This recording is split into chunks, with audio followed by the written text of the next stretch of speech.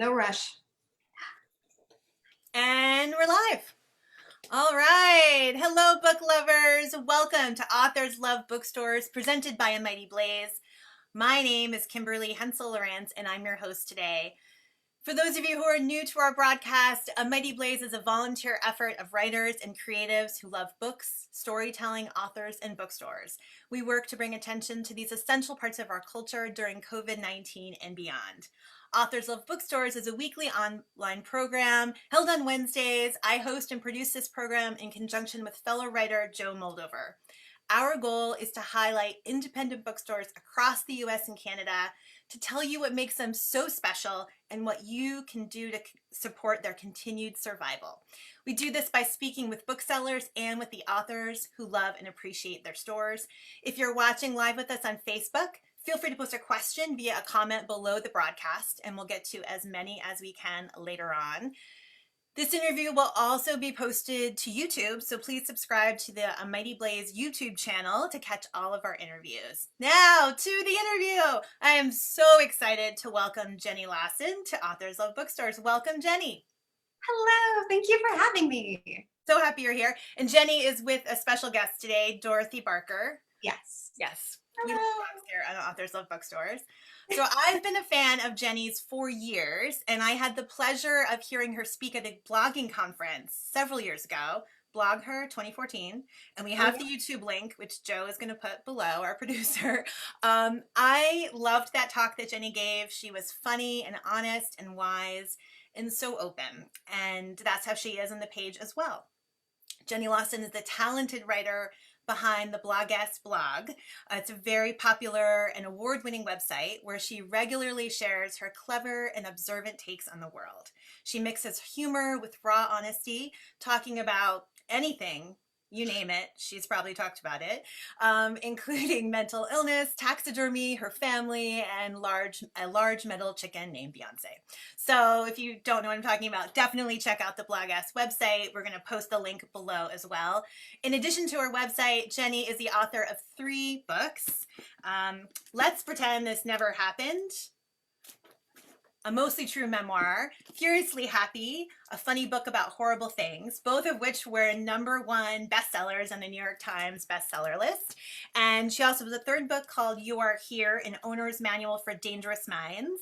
And she has a 4th book coming out spring 2021, which we are going to talk about. And on top of all of that, she is the owner of a bookshop, which is why she's with us today.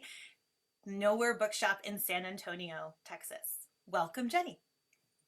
Thank you so much for having me. This is so exciting.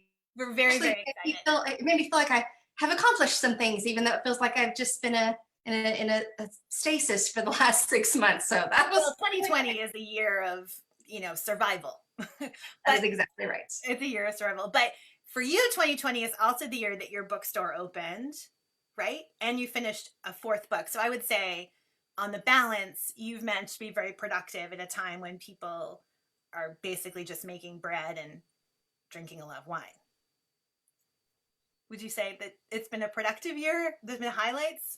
I would say it has been fits and starts and stops. For me, when I look at my day to day, I think, wow, I've really accomplished nothing, because I have such a hard time like focusing and writing and getting things done. And so it is not uncommon to be like, well, I took a shower today, so that's a win. But yeah, I am really, really proud of all the work done with Nowhere Bookshop, which is, I think it's probably the longest running bookshop that has technically never physically opened our doors, which is just slightly embarrassing, but we want to try to keep people safe, and it just hasn't been safe yet. So let's talk a little bit about the bookshop. So we've had other authors on this program who also own bookstores. We had Ann Patchett with Parnassus Books, and we had Judy Bloom, who helped co-found Books and Books in Key West. And both of them kind of fell into being involved with the bookstore. It wasn't their grand plan to open a bookstore. They liked being writers. your story is different. Am I right? Did you had a goal to open a bookstore? Can you tell us a little bit about Nowhere Bookshop and how it came to be? Sure. So I have always loved bookshops. Bookshops and libraries to me are like a sanctuary, like the same way that I think that people who are religious might look at churches as like a safe place. Um, Bookstores and libraries, that's been sort of a sanctuary for me. It's one of the few places that I can go to outside of my home where my anxiety doesn't get completely out of control. So I did always think that it would be amazing to own. I mean, my personal dream was, I think, a little bit smaller, because my original dream was I really wanted to own a bookmobile, because then you own a bookstore, but really it's just really small, and and then I would just drive it around and throw books at people. And I always was a big fan of the bookmobile because we lived way out in the country, and it was almost impossible to get books. Plus, we were really poor, and so a traveling truck that would come, and we'd walk from our house to the bookmobile, and it was so great. And my husband is an entrepreneur, and he was like, if you're going to do a bookmobile, let's do a whole bookshop. And I was I was a little afraid, but I'm so glad that I made that decision.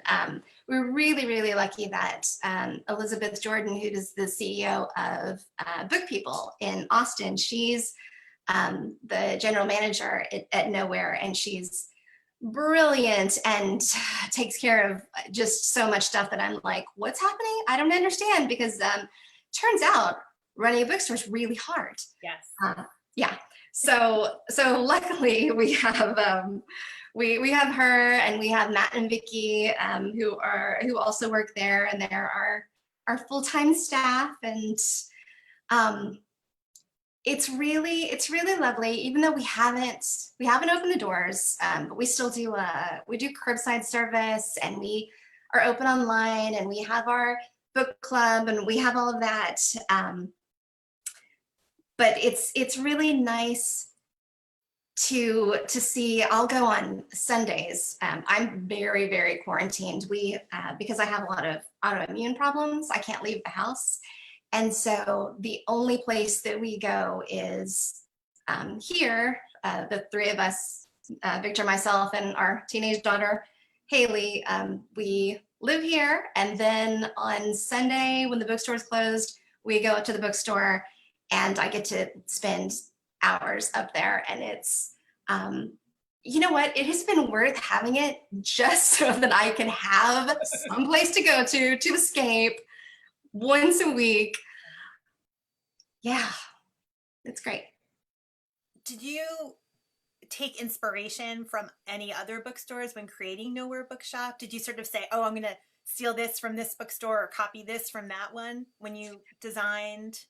There are so many great bookstores that, as I would go through, I would be like, oh, the last bookstore, I love how they do this, or, oh, Parnassus, this is what they really excel at, or, oh, and the Blue Willow does this, and Larkin Owl does, and just all the different ones.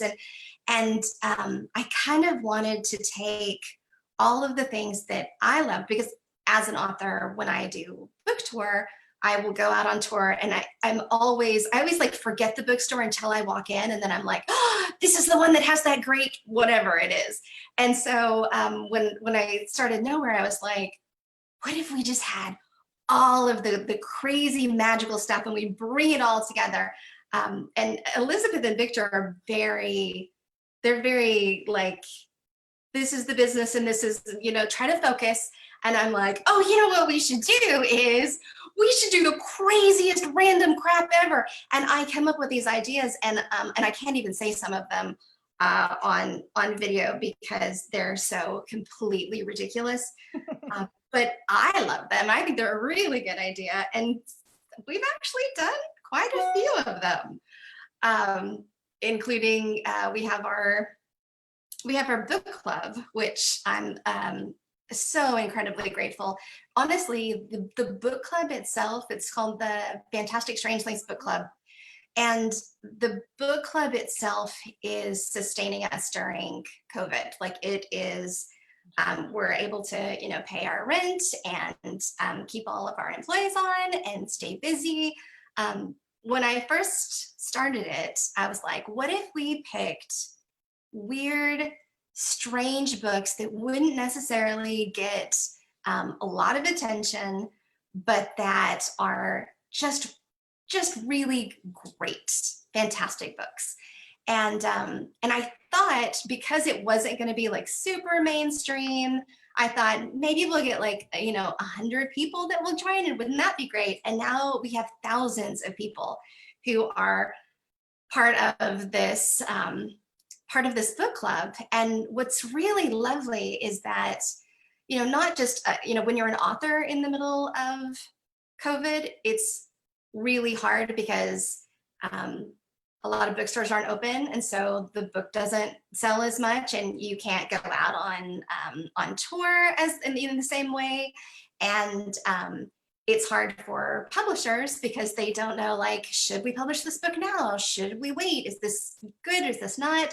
And then do we publish? Do we print a lot of them, or do we not print very many of them because everything's it's up in the air?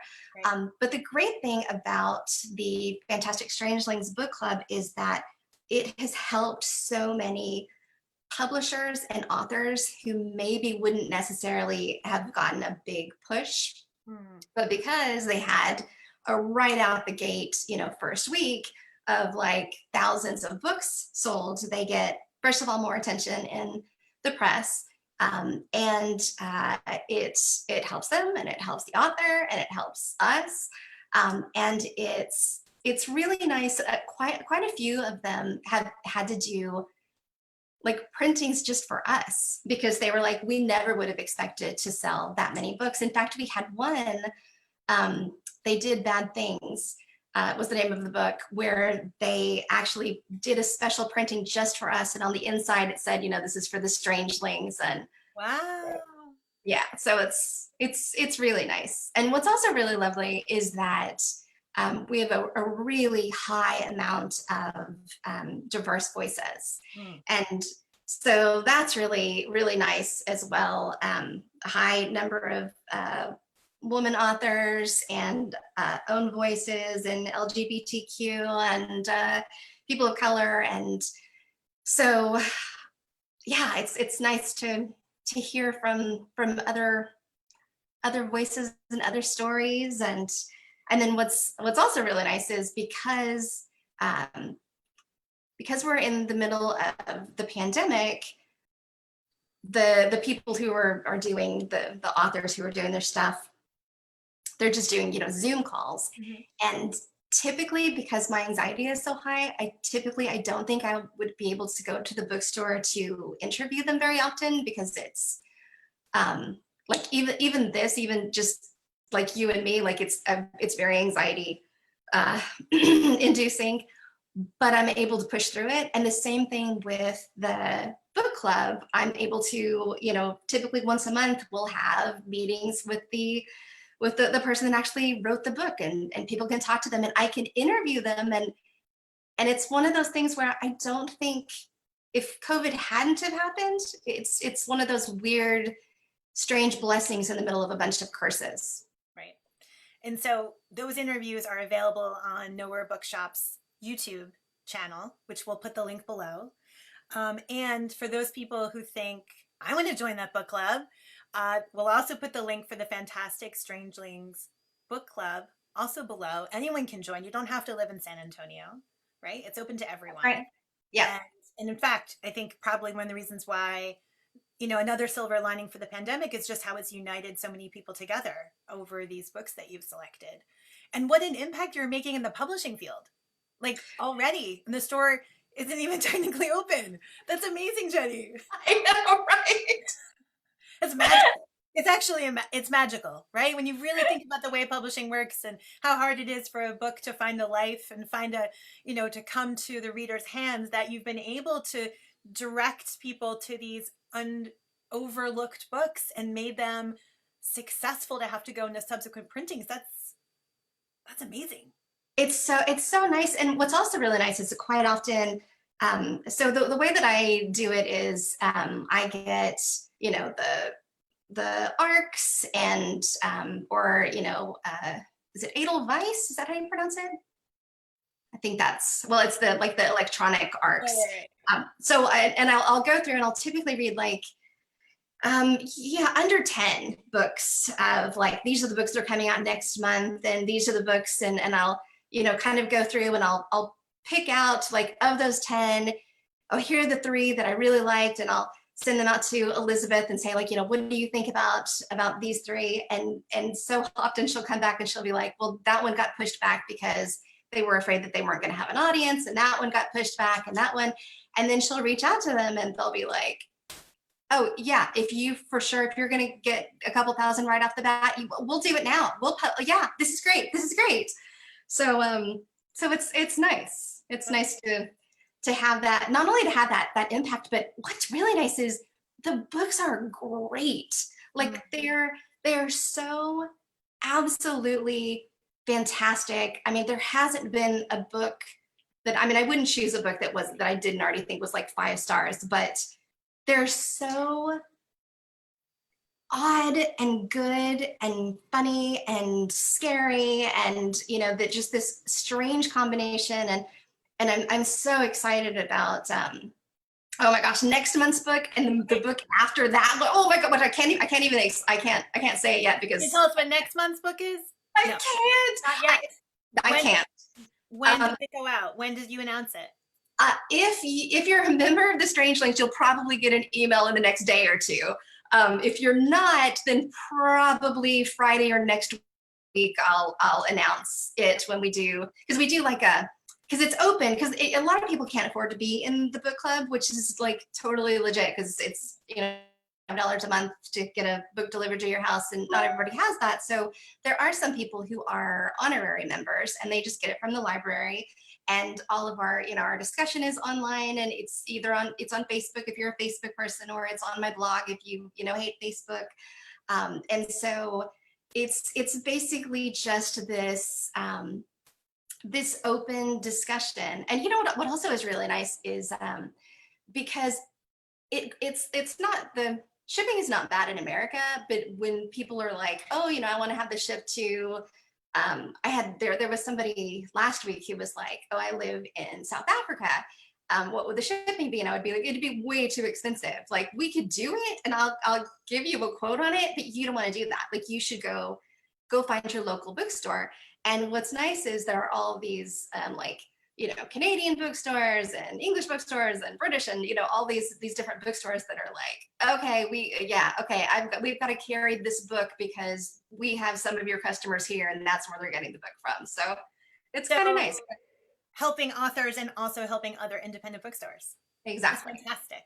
We have an audience question for you about the book club. Awesome. And the question is, do the book club discussions ever change your view of a book, make you like it more or less, or see it differently? Oh my gosh, every single time. I always feel a little bit stupid, honestly, because when I first put up the discussion, the very first, because I'm like, you know what, I'm not going to make anybody else go first. I will go first, and they stay open, because I mean, sometimes it can take months before you read a book, right? So that's open. There's no rules. You can come in, you know, 2 months afterward. But I'm always like, I will write the first thing of like, here's what I thought, and here are my thoughts. And I always have something where I'm like, here's the part that I didn't understand. And like 99% of the time, people will be like, oh, this is, and they'll explain it to me, and I'll get it. But what's really funny is that, first off, all the people who they'll pick out these little teeny tiny things, and they'll be like, did you notice that the blah, blah, blah, blah, and I'm not going to say because it's going to be spoilers, and I'll be like, what? I totally did. And I've read it twice. Like, every one of those books, I read it once, and then I read it right before the thing, and I'm like, what? And I'll go back and I'll look at it.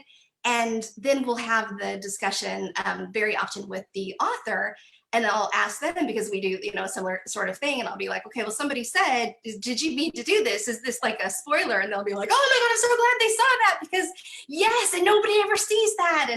And So yeah, there's all of these little things, or these things that you think that you see, and Mhm. then nobody else sees it, and you're like, am I projecting? I don't know.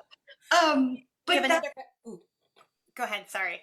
oh yeah, but that's kind of that's the part that really I like the most is first of all, when I'm reading the books, I feel like I'm reading them with people, because as I'm reading them, I'm like, will people like this? Will people, is this too scary? Is this too, I don't know. Oh, I really want to, and it's not until I get to the ones where I'm like, oh my God, I can't wait for somebody else to read this. Then I'm like, that's the book. That's the book. And then having them, you know, send their, they'll be like on Twitter and they'll be like, oh, I just got it. And somebody else will be like, oh, I'm in that club too. I just got mine too. And then they're friends and then they're talking to each other. And then it's just really nice. Yeah. Building community in a Yeah. time when we need that more than ever. So something else that we need more than ever is to laugh, right? Because it's just been a really hard time. And so I had the great joy of rereading Let's Pretend This Never Happened. I had read it when it first came out, and then I reread it this week in anticipation of you being on today. And I had the full on belly aching, laugh out loud in the room all by myself, multiple times experience reading this book. I knew that I liked it. I had forgotten how much it would make me laugh, or maybe I needed to laugh. Well, it's very funny, and I definitely needed that this week. And I wondered what it's like for you as an author to have people look to your books for solace and for um, humor and for maybe a place to escape to when the world is so uncertain. What is that experience like for you? Was it in your mind when you wrote your books? Does it make you feel good or complicated or pressure? Uh, How do you respond to that? I think complicated is a good answer. Um, the things that I write, I don't necessarily write them for other people. I just write them because I have to get them out of my head. Mhm. And I'm just very, very lucky that I've been able to find a community of people who are like, oh my God, me too. Me too. I thought that was just me. Um, so a lot of that was just luck. I find personally, um, when I have people who are like, this touched me or this helped me, or it was, a hand that reached out in the darkness, um, I always feel so blessed because I'm getting so much more than I'm giving out. Like, I mean, you don't have any idea how much it means to know that not only something that you wrote that you were scared of writing was accepted, but that it helped someone else. Because it's very helpful, especially during the points when I'm personally struggling and feeling like, an imposter, and that I'm not getting anything done and that I'm useless. And then, a comment will come from somebody who's reading, something that I wrote 10 years ago, and they'll be like, this is exactly what I needed to hear. And it's really lovely. But it can also be scary. My first book opened #1 on the New York Times bestseller list, which was an absolute shock. And the great thing about that is that that's just amazing in and of itself. But then there also was this terror of like, well, all I can do from now on is fuck up. That's it. And so in some ways, I think that sort of slows me down a little bit. My first book came out, I don't know, like 8-10 years ago. And I have so many friends who are authors, and they're like, they've written 10 books since then. And I'm like, I wrote 2 in a coloring book. Does that count? I don't know. But you write memoirs, which are really different than fiction. I mean, there isn't like this deep vulnerability in writing about your life that you can hide from when you write fiction. That is very true. That is very true. Right? You can take your own life, you can twist it around, you can pretend it's not your life. But Yes, in memoir, you're really shining a light on the truth of your life, or as the truth as you see it. And exactly. so I have wondered that question about the pressure of coming out with the next book, like what that does to your writing process. It sounds like it can be challenging. It really can. And what's interesting is on this book, um, I was like, I don't know if I have it in me to write another book. Like, I feel like I need to, but I'm not really sure what it would be about. And so I had talked to my agent and I was like, maybe I should just like go do a bunch of shit and then I'd have something to write about. And then I was like, I don't want to do anything. That sounds terrible. I'd have to leave the house and it's exhausting. And so I didn't. And so instead, so this next book is basically about just like mortifying things that happened in my life over the last 5 years. And it's so strange because my husband, during that time would be like, shouldn't you be working on your book? And I'm like, I'm waiting for something to happen. And I think he was always thinking like that it would be something big, but it was always some like really dumb, ridiculous thing. And that would be the thing that would turn into an actual chapter. And so as he would watch it, he would be like, I think I don't understand how books work. I'm like, I don't either, but And whatever. this book you're talking about is called Broken, and it comes out spring 20, April. Yeah. April 2021. And we'll put a link below where you can pre-order. And for those of you who are dying to read it, like I am, and for those who don't know, pre-orders are really helpful for bookstores, for authors. If you know you love a book, if you can pre-order it, it makes a huge difference in when a book comes out. So the link is below if you want to jump in on Jenny's newest book coming out next spring. We have a writer question for you from the audience. This is relevant to the book conversation. What's the difference between writing blog posts and writing a book? Do you miss the constant audience feedback you get from a blog post, the immediacy of that when you write a book? How do you manage that difference? That is a really good question. So part of, I think how I sort of learned to write is by writing the blog posts and seeing how people would respond to it. And I still write for myself, but it was interesting finding the things that I would like really work on and be like, this is really, good writerly stuff. And people would be like, oh yeah, that's good. And then I'd have something that was just like a throwaway and people would be like, oh my God, what? And I'm like, okay, I don't understand how people work. And so that was really helpful. There have been times where a blog post can become a chapter. Mm-hmm.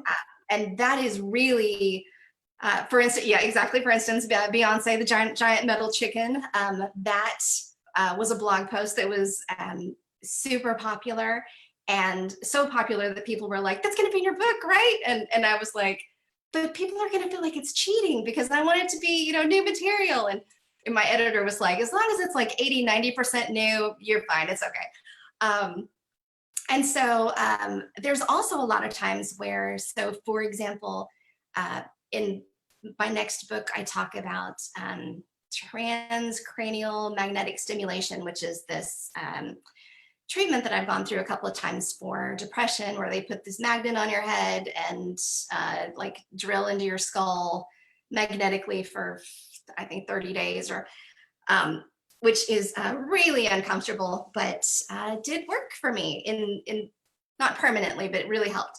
And as I was going through it, I would write on my blog because, obviously the daily stuff, always in on my blog. But then when I have it to write in a chapter, I can flesh it out in such a long read kind of way, which is really nice. I do very much miss the immediate satisfaction of, are people going to like this? Are people not going to like this? And I think the best thing for that is first off to have readers. So people in your life who will be honest with you, where you can send them your stuff and you can see if they really like it. My readers, they have to be live readers, because I'm so scared to send them my stuff that I have to basically say, like, tell me when you have 15 minutes, because I'm going to read this to you. And because I want to see, like, is there a questioning look on their face? Are they laughing at the right place? Are they? And so I'll read it to so I have like 6 readers. So I'll read it to one of my readers and I'll be like, okay, here's the parts that I need to fix. And then I'll call the next reader and I'll read it again and I'll be like, oh, okay, all right. And then I'll, so that's really helpful. And then after all of that, after I'm like, okay, I've got this book, then it goes to the agent, and then the agent is like, I love this part not so much. And then it goes to the editor, and the editor was like, this is brilliant, I hate this, get rid of, and so you still have all that feedback. It's just spread out over 5 years. So in addition to being a writer, you are a lover of books, right? That's why we're here today with the Nowhere Bookshop. That's why it came to be, because you love books. And I loved what you said earlier about how bookstores and libraries are a sanctuary for you. I feel that way myself. I think, everyone with the Mighty Blaze feels that way. Our viewers feel that way. We love books. We miss being able to go into the library and the bookstores and just go through the stacks and touch the books and discover something new, which is why these conversations are so terrific. And there's a page on the Nowhere Bookshop website that's called Jenny's Picks, and it lists some of your favorite books. And I loved this list. There were a number of things on there that I've read and loved, like The Dreamers by Karen Thompson Walker. That she's going to be on our program next month. We're super excited about that.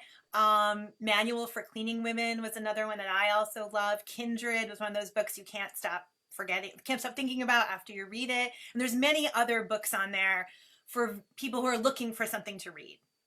Yes. Are there other things that you have read these past couple months that have brought you belly laughs, like your book gave to me, or solace or comfort, anything that outside of you have this book club, so you obviously have a way to recommend things to people, but is there anything else that you've sort of kept to yourself that you'd like to share with the audience, something you want them to read, something you want them to discover? Let's see. Well, I'm not good at keeping stuff to myself because I'm so loudly obnoxious. I think Samantha Irby's Wow, No Thank You was the thing that brought me, I think it was the funniest thing that I read during quarantine, which I thought was really helpful. There was another book. Oh my gosh, what is it called? It's a really great like comic. What is it called? I'll Judge You by Your Bookshelf. It's oh my gosh, it's so great. And it is, I actually read it in the bookstore. It was one of those, as I was going through, I picked it up and I started looking through it and I was like, oh, this person has been haunting my head. Like, this is sort of weird. Like, I would bring it over to Victor and I would be like, see, I'm not the only one. And he's like, oh yeah, it's another fucked up person. I'm like, yeah, fucked up in a good way. So yeah, so I think that was really helpful. Reading these books has been my saving grace in this time period. And I'm so lucky that so often when I have a day where I'm just like, I cannot do anything, all I can do is just sit down and read. I can be like, but that's okay because I'm doing it for the bookstore. And so see, it's work.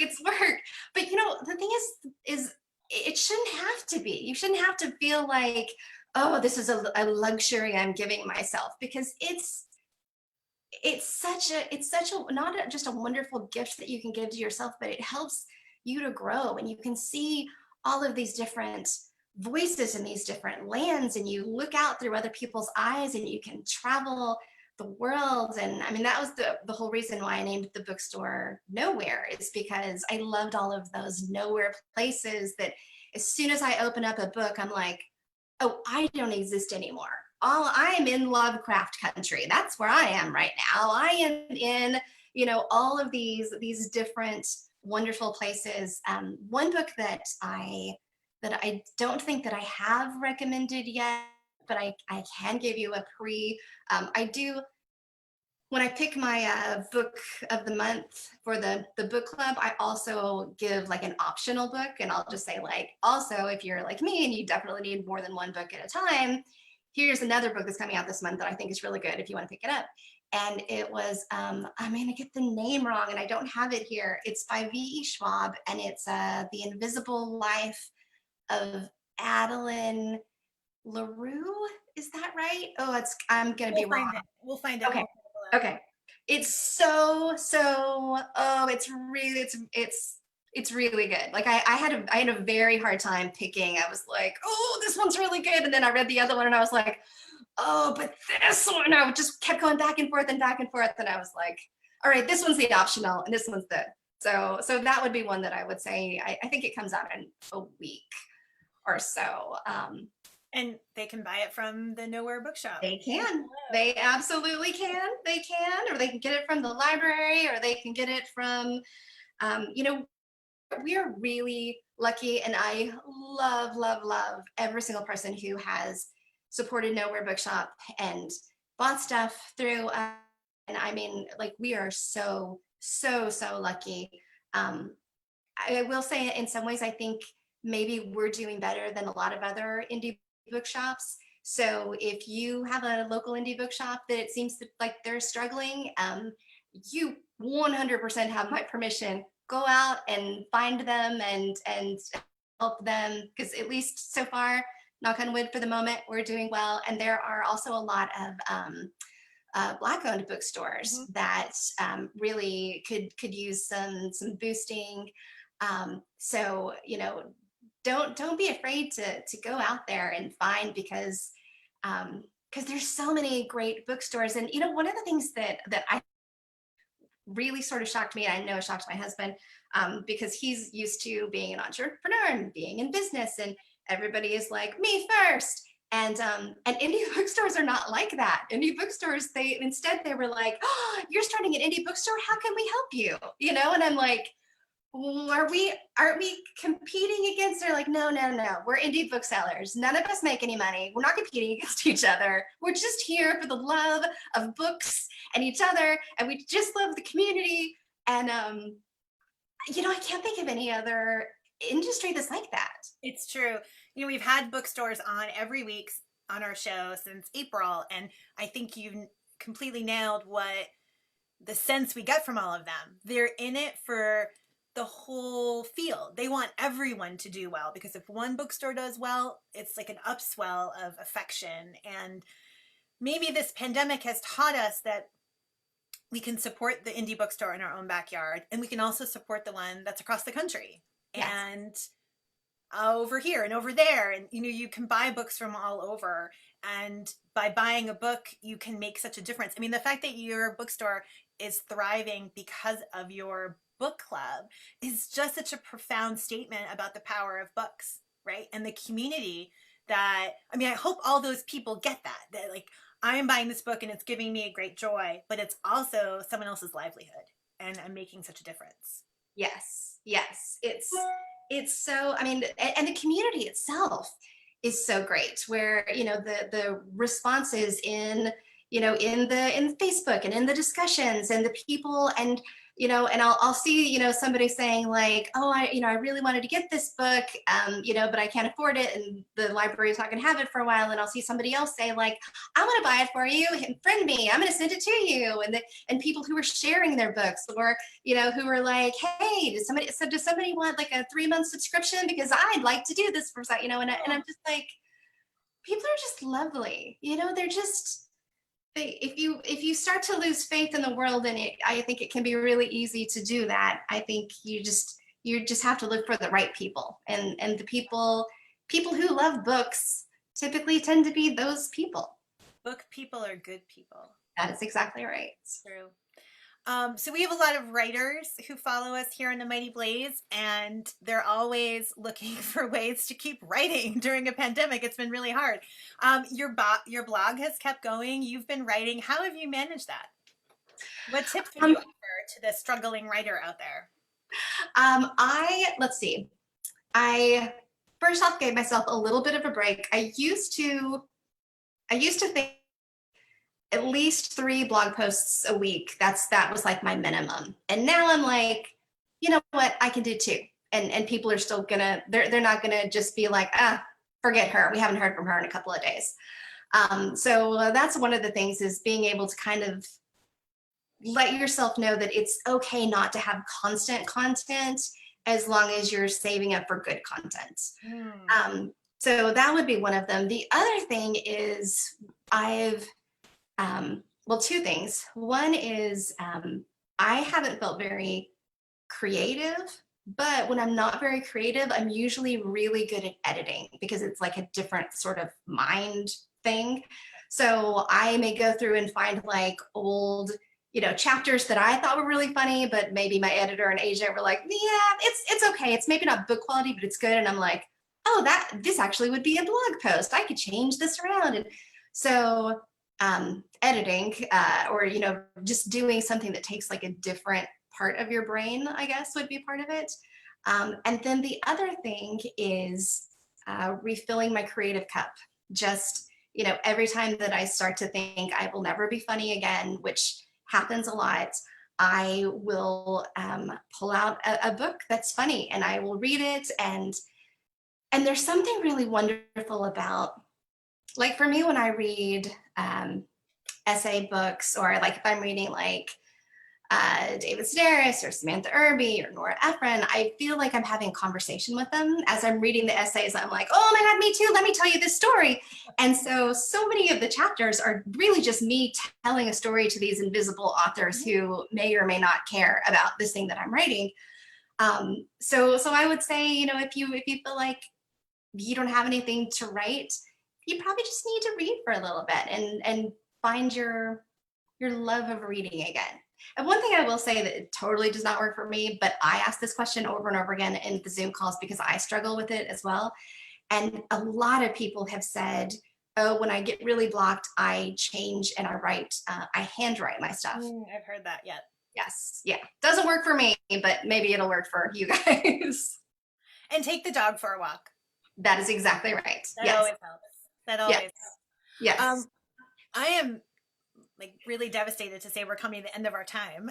But before we go, what else do you want our viewers to know about the Nowhere Bookshop? So curbside delivery, online delivery, wonderful book club that you can join no matter where you live in the world, whether it's South Africa or Texas. And someday the store will be open when the world changes. Exactly. But I mean, fingers crossed, knock on wood, people in Texas are finally starting to wear masks, and it looks like it's trending down. So I'm like, maybe this year we can open, for just like 2 people at a time, or it'll be our grand opening of 2 people. But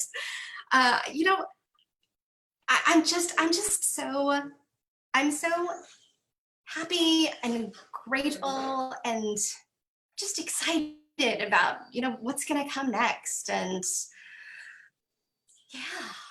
Okay. So if you are out there and you want to know more about the Nowhere Bookshop, go on the website, follow them on social media, learn about the book club and all the other events that are going to happen at the store. Definitely make the store part of your book loving experience, and that they're nowherebookshop.com. And then of course, for more of the utterly fabulous Jenny Lawson, please pre-order her new book Broken, coming out in April 2021, or visit her online on her wonderful blog, theblogess.com. She's also prolific on social media. You can follow her there. And for all of my friends who told me before this interview, I love Jenny Lawson, please ask her about Beyonce, her metal chicken. I promised you all I would ask. Beyonce is alive and well, a little injured, but alive and well. So book lovers, thank you so much for being here. Jenny, thank you so much. I'm so grateful to spend this time with you. Thank you for making us part of your day. Thank you for telling us about your store and your writing and your blog. I loved this talk with you. Thank you. Thank you. This was so much fun. Thank you for having me. And thank you to everyone who stuck around for this whole thing, and Dorothy Barker says hi. Bye, Dorothy.